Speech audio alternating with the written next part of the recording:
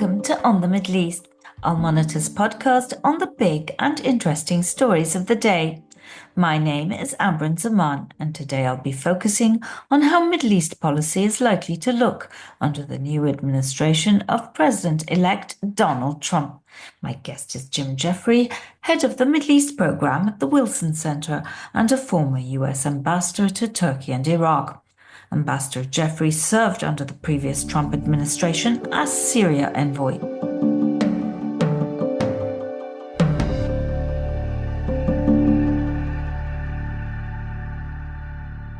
So, Ambassador Jeffrey, thank you so very much for joining us here today. And we are really eager to learn your thoughts on what you think the Trump administration's policy will be on the Middle East, but that's probably too general a question. And given your previous roles as ambassador to Turkey, Iraq, and the envoy to Syria, we'd like to hear from you what you think Trump will do in those three countries, how the United States relations with Turkey will be, with Iraq will be, and what he plans in Syria. Okay, yeah, I actually will start with general, and then I'll home in on the three. To the extent we can guess, based upon the people he's appointed so far in his first term and his comments, he's going to pursue three basic approaches. One is opposing any major challenge to the United States, with the main focus being on China, as he still continues to see, and I'll come back to this, China as what the military calls the pacing threat in economic and trade, scientific, intelligence, and military terms. He's not wrong, but as I said, I'll come back. Secondly, avoid entanglements, diplomatic and other commitments and other things that he thinks ties down his and the country's freedom of action, which he very much appreciates. Doesn't like to be told, well, under a treaty, we have to do this, we have to do that. And then thirdly, to achieve our major goals internationally beyond strengthening our economy by tariffs and other things, through a network of transactional partnerships, alliances, and other things. Now, there's a contradiction between his second, avoid entanglements, avoid being tied down, in the third, because you only have productive partnerships when there is mutual benefit and mutual trust. And trying to avoid entanglements, trying to avoid commitments, and trying to put all of the burden or the price of a relationship on the other side can lead to no longer having the kind of relationship you want. So there's a tension. That doesn't mean you can't do all of this. It means that you have to be careful and you have to be smart. One area where most of his advisors will be smart is to drop all of the baggage about human rights, democracy, rule of law, all of that stuff Trump could care less about. And his assumption— that's smart, Ambassador? You're calling that smart? I think it's smart because I So don't we think shouldn't care anymore about any of that. well, we should care as individuals and as humans, but to make it a core concept of our foreign policy, A, Trump isn't going to do it. B, Biden tried it, and he just turned out to be a total hypocrite. Remember, democracy versus autocracy? That was his calling card for his first 6 months of foreign policy, and he couldn't carry it out. That's why he had relatively good relations with Egypt, with Turkey, with Saudi Arabia, and with Vietnam, a whole variety of other authoritarian states, because you need these authoritarian states to do the things you want to do. The other thing is there is a real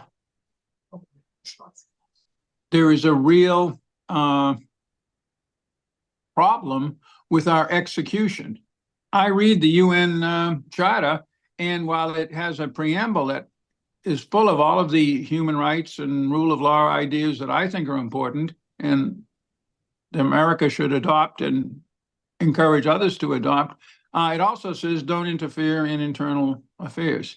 We have a very hard time drawing that line. And when we do it, I don't know where we've been successful. So I think that that's something that Trump will toss overboard. Would I toss it overboard if I were the president? No, for various reasons, including some of my constituents want it, and you like to do good things. But I'm not a transactional guy. He is. And if he has to toss something overboard, which he will feel he has to, that will be it. It will be totally transactional. And so Viktor going Orban is his forward, favorite guy. what does that mean? Let's start with Syria. What does that mean for Syria? Does that mean, and we know that we just learned that he appointed Tulsi Gabbard, a big Assad fan, head of, national intelligence. We also know that he tried to pull out US troops from Syria, and finally, we know that he likes Recep Tayyip Erdogan. So if you're Assad, are you kind of excited and happy? If you No, no, if you're the Kurds, are you deeply nervous? What does this mean for Syria? Let's start with Syria. yeah, I'll get to that in just a second. That'll be the first of the three, but there's one step between his worldview for the globe and that is that in the Middle East, he'll see Iran as the biggest problem. And operational foreign policy will be driven towards pushing back on Iran. It may be driven also by suggestions and recommendations by the Israelis, but the Israelis don't have a policy for Iran because they realize it's too big. They have a policy for the Palestinians. I think this government has the wrong one.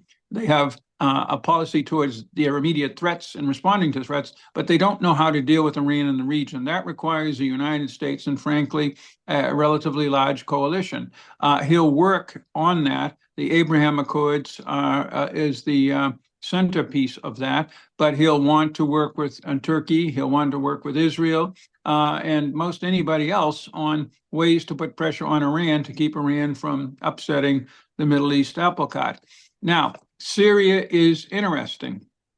He took a very tough policy towards Syria after some initial missteps. He signed the Danang agreement with Putin in 2017 that basically accepted a ceasefire. And then his own people, with little input, as far as I could see from him, this was just before I came on board, tossed the thing away, and we stopped support for the opposition in southwest Syria, supposedly to get some commitment on the Iranians, which we never got.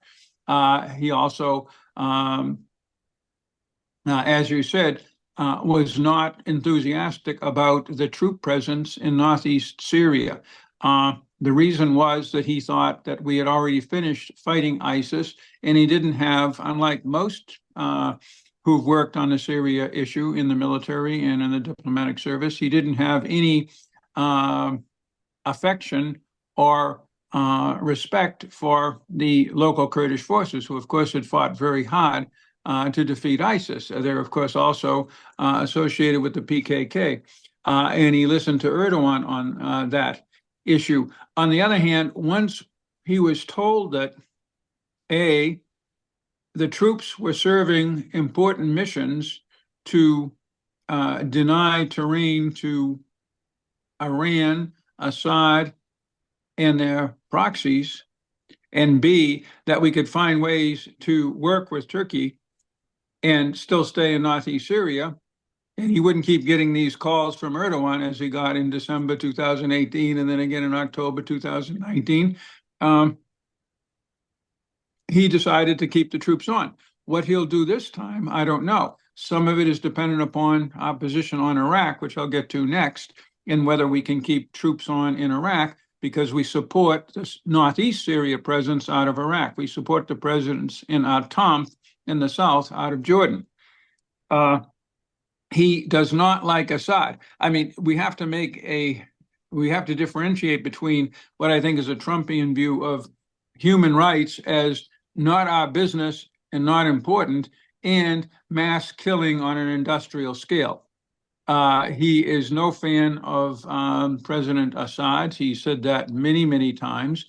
He came out very strongly with little urging from us on condemning the September 2018 offensive into Idlib, and he maintained that position, very strongly supported our efforts to do ceasefires. So I don't think that he's going to try to do a deal with Assad at I the mean, expense of sorry, Ambassador, to interrupt you, but some would argue that Israel is doing exactly that at this time. Maybe not on an industrial scale, but mass killing. No, I disagree. I'm sorry. Israel is pushing back on an Iranian march through the region over 20 years, much of which I participated in one or another thing on the losing side. In the process, it has picked up state control of 3 states, Gaza, if you count it as a state, through Hamas, Lebanon, and Yemen, and exercising ever more control over 2 more, Iraq, which is going the way of Lebanon, and Syria, which is more complicated because of the Russian presence. In the process, 1 million people have been killed in wars in Yemen, Iraq, Syria, and Lebanon. This is by UN and US official count, and 15 million people have been driven from their homes.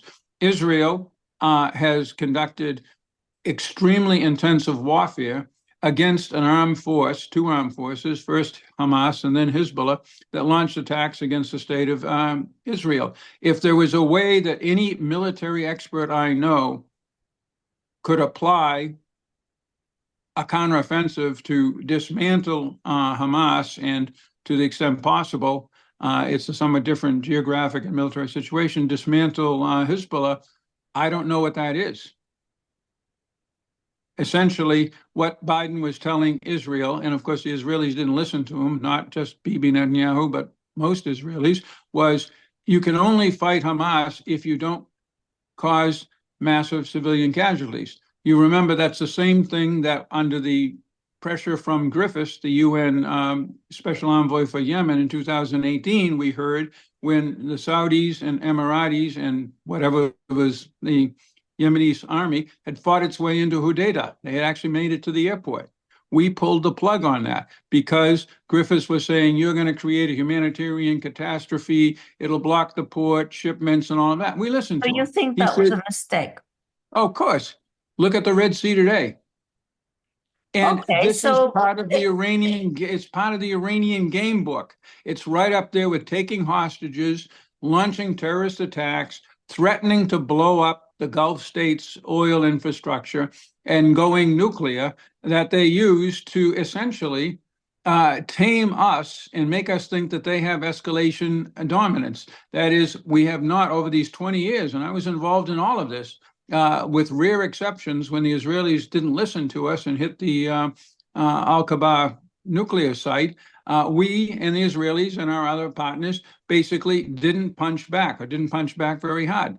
Look at how we're punching back against the Houthis.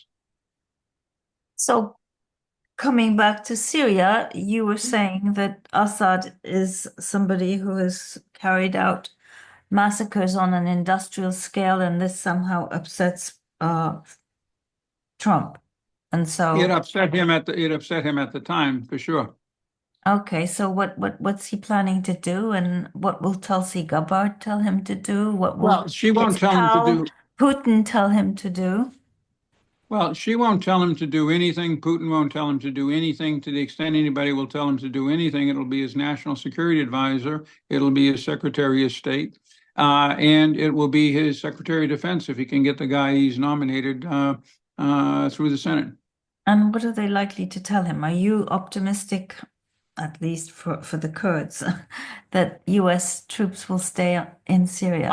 I wouldn't bet on that either way. It all depends on how serious he is about Iran, and the need to contest Iran in the region.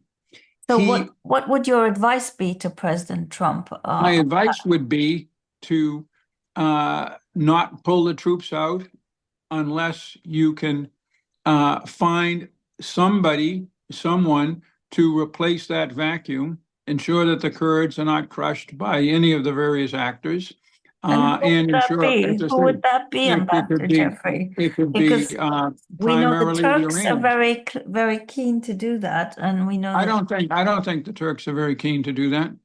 no. I've seen no indication of that. The Turks have been very willing to go along with the agreement we did in 2019.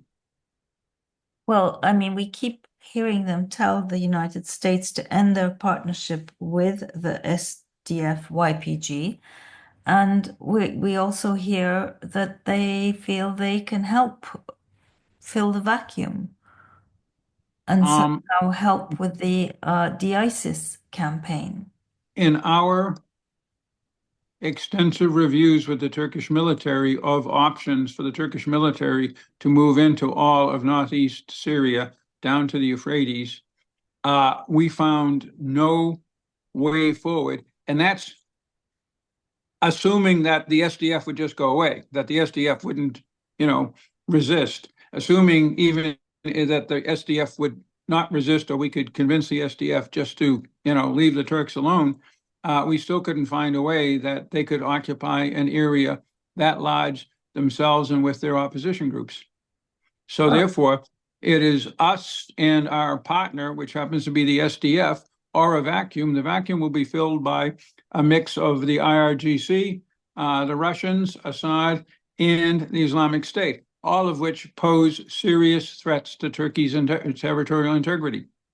Ambassador, in our previous conversations, you were fairly confident that US troops would stay. And that was obviously I was very, very confident that they would stay throughout the Biden yes, administration, and I've been exactly. right. So you're less confident now. Why?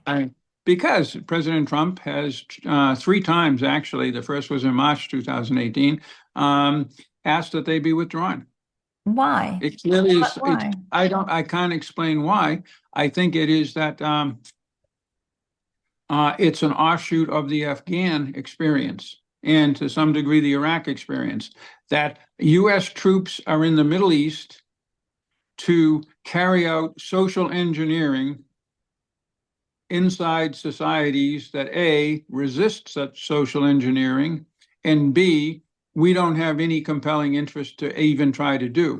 And therefore, we consume much of our military capabilities and trillions of dollars on these adventures. And of course, he's absolutely right, as applies to Afghanistan, as applied to Iraq, although we were somewhat more successful there. My argument is that there are places in the Middle East where we have troops, the Sinai, northeast Syria, Al-Tam, and the small number we have in Iraq now, who are a good return on investment. But that case has to be made. Because of the Iran thing. No, because of first of all, their official mission in Iraq and Syria of keeping ISIS under control. That is a important goal. ISIS, if it can, will launch new attacks into Europe. And thus our NATO allies are very convinced that they have to support the international coalition and some kind of US-led military presence. And B, it serves to balance the Iranians in two countries where the Iranians are striving to gain total control. Yeah. So to your point about how they need to be in Iraq in order to stay in Syria, what's going to happen there? Because we know the Iraqis at least are paying lip service to the idea that the US has to quit because that's what Iran wants them to do. And we know that the government in Baghdad, of course, is very beholden to Iran, and however much privately they may feel that's not a great thing, they pay lip service to it. So what do you think Trump's position will be on Iraq? I think there will be two competing views. One will be, if we look back at the situation during his first administration, the desire to end these commitments because they're not strategic and he does not see the fight against the remnants of the Islamic State as strategic, and the goal of contesting Iran in the region. Those are contradictory in those two countries, and I don't know how he's going to come out. Yeah, because if you are serious about contesting Iran in the region, you certainly need to be in Iraq, right? Well, actually, I would say you certainly need to be in Syria, because in Syria, we actually uh, are able to control very important geostrategic terrain. We maintain air superiority over much of the country, and we coordinate in various ways with Turkey's military presence and Israel's military activities. And taken all together, I would argue that that's one major reason why the Russians have insisted that Assad stay out of this conflict, despite much pressure from the IRGC in Tehran to have Assad play a more active role. You'll notice, despite the fact that he has been hit repeatedly, or not him, the IRGC and the Iranians inside his country, he has not acted aggressively against Israel. One major reason for that is the presence of American, Turkish, and Israeli military forces, and the weakness that flows from that of the Assad regime. So, yeah, I think I can make a very good case for Syria. On Iraq, the problem with that is, I mean, I want troops to stay on in Iraq, because they are effective against the Islamic State. They launched a major operation just recently in Western Iraq, for example. We had 7 people wounded. B, it's the platform for doing this very important mission in Syria. Whether we are having the same role to contain and deter Iran in Iraq with our military presence that we have in Syria, I'm not sure, because I still see the Iranian game plan for Iraq, which I've studied for years, to be very similar to that of Lebanon. We have invested billions of dollars in the Lebanese armed forces. We've invested billions more in other Lebanese state institutions, with the argument that we are building them up as an alternative to Hezbollah, both as a military force and as a major political and economic player, and thus by basically keeping non-Hezbollah forces, pro-Iranian forces in the game, we contest Iran's presence, and if we get lucky and they make mistakes, we may be able to build on it and actually really push them back. That's the hope right now, but it's only a hope because of what the Israelis have done in Lebanon. I don't even think it's going to work in Lebanon, to be honest. I don't think that the divided local political forces in either Iraq or Lebanon, which are notoriously divided by religion and ethnicity, can stand up to an Iran, given its power, its presence, its history, and its grim determination with extraordinary diplomatic, military, economic, and intelligence, and even terrorist tools. Look what happened to the Prime Minister of Lebanon, Hariri the Elder, and a lot of other people. I don't think they can do that unless there is some kind of very overt international, read American presence that is there to fight them, like we did in Iraq up to 2008, where, and again, in 2008, So of you're course, advocating that, Ambassador? no, I'm not advocating that. Not at all. That is not something we should be doing in Iraq generally. Somebody could make a case for northern Iraq, but I won't right now, or certainly in Lebanon. What I'm trying to do is make the case that we may not, given the Lebanon example, where up until the Israelis handed us a new Lebanon on a platter at great human cost to everybody, beginning with the Israelis and then the Lebanese, our billions of dollars into creating an alternative to Hezbollah over several decades didn't work. Hezbollah got, and everybody knows that, every analyst I know, if there's one thing anybody in the Middle East agrees on, the Iranian and Hezbollah influence in Lebanon grew and grew and grew, beginning after the killing of Hariri, the 2006 war with Israel, the 2008 mini war against the Christians, rather the Sunnis and the Druze. And ever since then, through the port explosion and on and on and on, they have shown their total dominance. I see Iran doing the same thing in Iraq, and I do not think that our troop presence significantly uh, stymies or slows that down.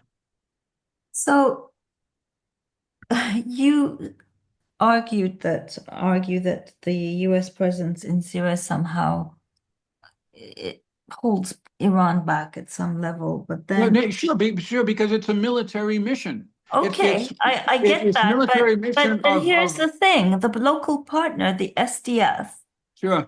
Turkey will tell you that the PKK is in bed with Iran. That's their argument. And in Uh, fact, part of the reason they are embarking on this so-called new peace initiative or whatever you call it is their fear, at least that's what you Turkish officials articulate, is that they're worried that the PKK and Iran will grow even closer in today's environment where Iran is on the defensive and will feel the need to rely more heavily on the PKK. So how do you square that with the US alliance with the SDF? How does that all work? And how can the you, uh, the yeah, the uh, the Middle East is a complicated place. I agree that the PKK in Kandil has long had a complicated but primarily positive relationship with Iran. There have transactional? been Let's not there, call it positive, transactional. no, it's transactional. Iran is obviously opposed to the PJAC. It was obviously opposed to the PJAC's role in the recent popular uprising that began with the killing of an Iranian Kurdish girl on the headscarf issue.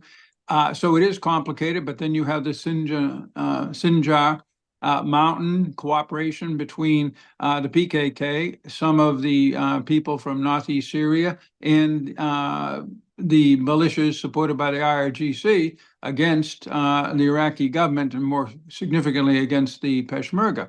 So, but what I would say is in northeast Syria, I have seen no indication of any cooperation or any tolerance on the part of the SDF, let's call them by the name we gave them, for Iranian intervention in that region. Likewise, with Assad's intervention in that region, other than paying salaries and such, and only limited tolerance for the Russian presence in northeast Syria, and obviously zero tolerance for Daesh cells. So that's a pretty good deal for us. So, Ambassador, let me digress a bit and put you a People's Magazine question. Do you think that General Mazloum is a good guy? I think that he is our partner, and he's an effective partner in fighting Daesh, supporting the U.S. presence, and keeping other threats to regional security, including Turkish security, which I just listed, Daesh, Russia, Iran, Assad, out of northeast Syria.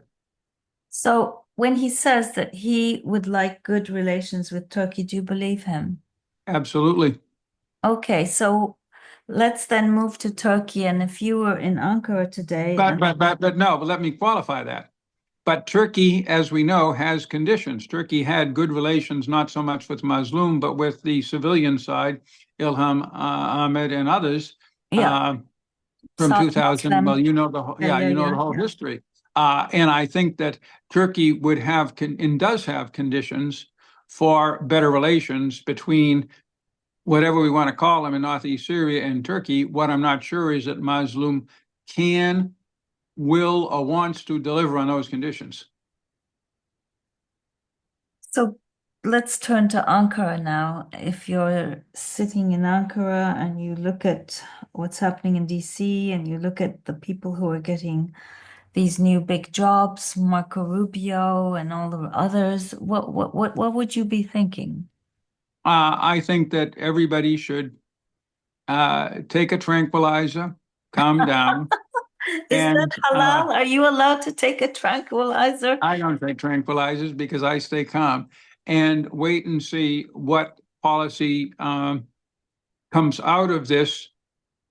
Uh, to quote one or another, I think it was Bismarck, diplomat sausage machine.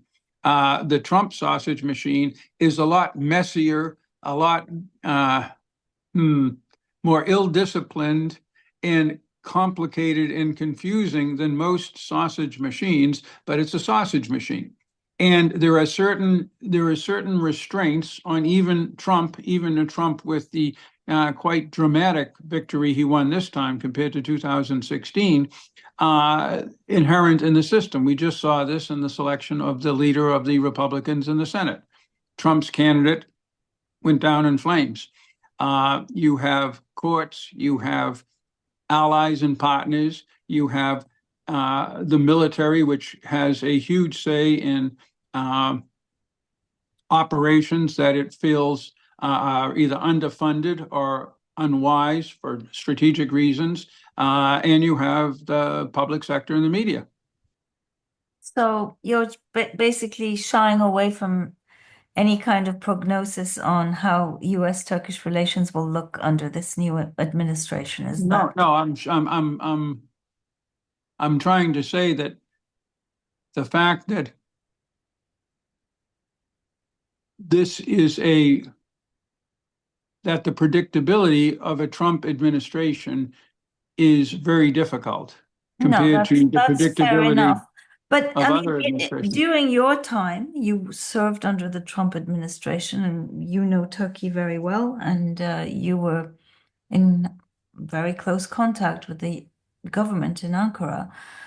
Was your feeling that there was really genuine chemistry between Trump and Erdogan? Uh, oh, absolutely. Just like between almost all people who are strong, assertive um, leaders with a great deal of experience, they tend to. It's why Erdogan gets along with Putin, even though look what Erdogan has done to stymie Putin in Ukraine. Probably other than Biden, nobody has done more to make life difficult for the Russians in Ukraine. Uh, but they still get along quite well. And the reason is they talk normally to each other. What do you A mean by typical, okay, I mean, look at any speech by the UN General Secretary. Look at any speech by the UN, the EU top leadership, with the limited exception of von der Leyen, uh, and many other people around the world. Their rote talking point, uh, going into generalities and banalities, public position is often how they sound on the phone one-on-one with real leaders. so there's no real exchange then. It's just Exactly, exactly, exactly. so you Putin believe gets these people can get stuff done together. sure. Putin, when I was with Pompeo and we met with him, I can't go into the details of it, cut right to the chase, put his cards on the table and said, this is where I am on Syria and other issues. These are my weak points. And he was absolutely correct. We totally were in agreement. These are my basic goals. And you're going to have to adjust to them. And I'm willing to listen to what your pitch is. That's refreshing. And if you think that Chancellor Scholz is capable of doing that, I think you should move to Berlin. Now, Macron is.